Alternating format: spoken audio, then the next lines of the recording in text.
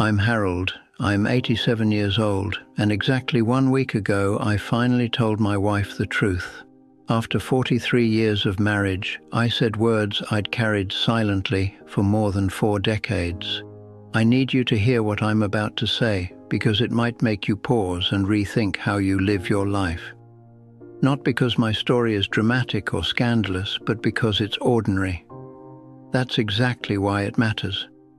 My wife Margaret and I have lived a life that, to anyone looking from the outside, seemed perfect. We had stability, routine, a home in suburban Ohio, and 2 grown children who are now building lives of their own. I worked as an accountant. She ran a small boutique downtown. On paper, our lives looked comfortable, happy, complete. But inside, I was carrying a secret, one that I thought would never see the light of day. We met in college.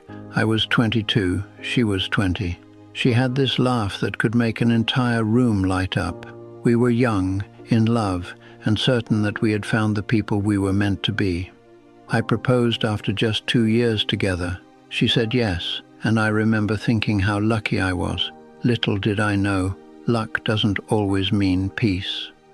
For the first several years, everything was fine. We built a home, traveled a bit, had our kids, Emily and Peter. I thought I was doing everything right. I provided, I showed up, I was a husband, a father. But there was something I couldn't share, something I had buried deep down, and the truth is I didn't even fully understand it myself at first.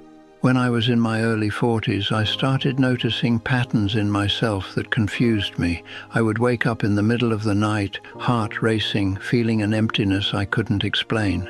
I loved my family, I truly did, but there was a part of me that felt restless, dissatisfied. I started keeping journals, writing down thoughts I couldn't speak aloud. I feared that if I ever let these thoughts escape, it would destroy the life we had built. Over time, those thoughts grew louder.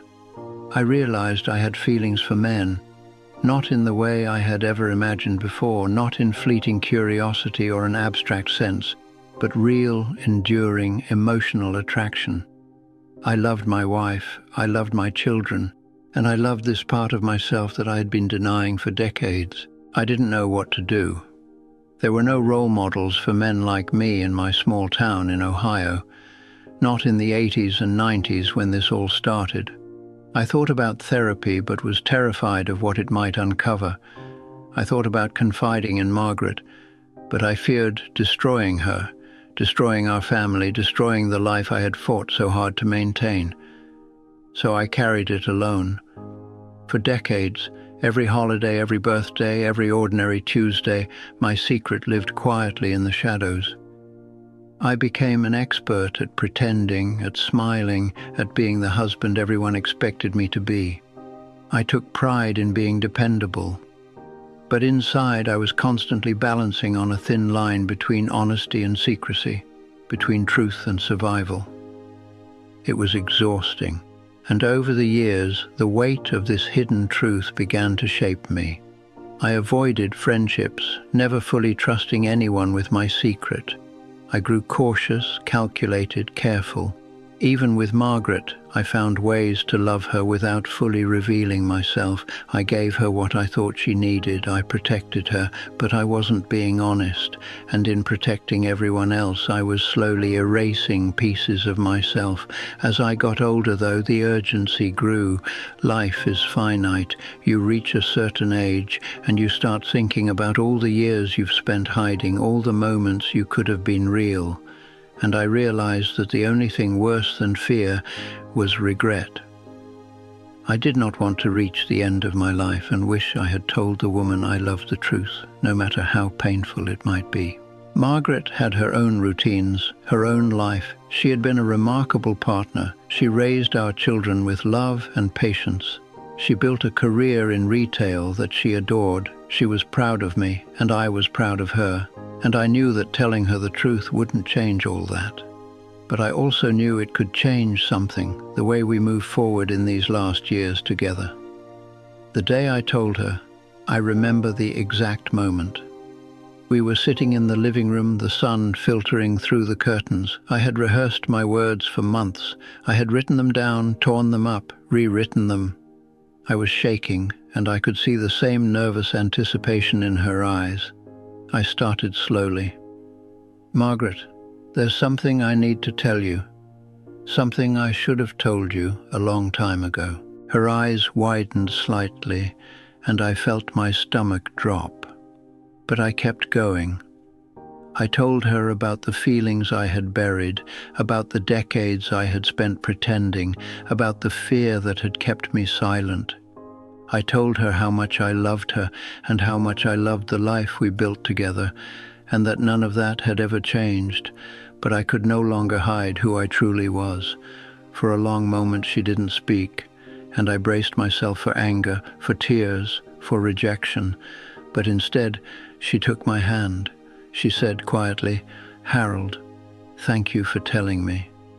It wasn't the perfect response I imagined in my mind. It wasn't cinematic, but it was real. And in that moment I understood something profound. Honesty doesn't have to be explosive to be powerful. Sometimes it is quiet. Sometimes it is steady. Sometimes it simply is. After that day, we didn't have all the answers. We don't know exactly what the next chapter will look like. But we've started talking differently. We laugh more freely. We argue less. We sit together on the porch and talk about life, about the kids, about the small things we used to take for granted. There is no shame anymore, no weight of unspoken secrets. There is only honesty, and that alone feels like freedom. I also realized that telling Margaret was as much for her as it was for me. She deserves to know the person she married in full, even if it's messy, even if it's complicated. She deserves the chance to understand me completely, not just the version of me I thought she wanted to see. And I deserve the same from her, to be seen fully, without hiding. I know that some people might judge me.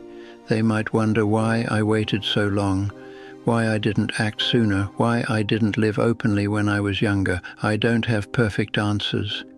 Fear is a powerful thing. It kept me silent, but fear also teaches lessons. It teaches you about courage, it teaches you about timing, and it teaches you that it's never too late to be honest, even if the world around you doesn't expect it. There were days when I thought it might be too late, when I worried that at my age, honesty would feel pointless, that the damage of decades of silence was irreversible. But I was wrong. Margaret has shown me that love can adapt, love can survive, love can even grow stronger when it is rooted in truth rather than pretense. Our children too have seen this transformation, though gently. They've witnessed us sitting together in a new kind of calm, a partnership that feels lighter, freer, more real. They don't need all the details, they're adults now, but they see the example that honesty, even after many years, is possible. That courage isn't only for the young. I don't know what the coming years will bring. I don't know if there will be new challenges, new revelations, new moments of fear. But I do know this: I am no longer carrying a secret that has shaped my entire life. I am no longer living a version of myself that wasn't fully honest. I am finally myself. And I think that matters more than anything else. More than comfort, more than routine, more than what anyone thinks is normal. Because normal, safe, expected can sometimes hide the deepest unhappiness. And I learned that the hard way. I don't want anyone watching their life slip by, waiting for a catastrophe to justify the truth. There is power in simply choosing honesty, even if it's messy, even if it's complicated, even if it's late. If you're listening to this and it resonates in even the smallest way, I want you to know this: it's never too late to tell your truth. It's never too late to be honest with the people you love, and it's never too late to start living in a way that doesn't require hiding pieces of yourself. I'll always be grateful to Margaret for her grace, her patience, and her love. She's still my partner, my confidant, my family. We've built 43 years of life together, and now we're entering a new chapter, a chapter with honesty at its center. That's something I never imagined, and yet here we are. I hope my story inspires you to consider your own life, your own hidden truths, and the courage it takes to speak them. Don't wait until it feels convenient or safe. Don't wait for some dramatic moment that justifies your honesty. Sometimes the only thing you need is the courage to speak the truth and trust that the people who matter will respond with love, even if it's not the way you imagined. If this story meant something to you, if it made you pause or reflect or even feel a little lighter knowing you're not alone, subscribe to this channel. Turn on notifications, because there are more stories like this coming. And if you've lived through something similar, or if you're carrying a secret you're thinking about sharing, leave a comment. Tell me what resonated with you. Tell me your story, because these conversations matter. Your story matters, and maybe, just maybe, it can help someone else find the courage to finally be honest too.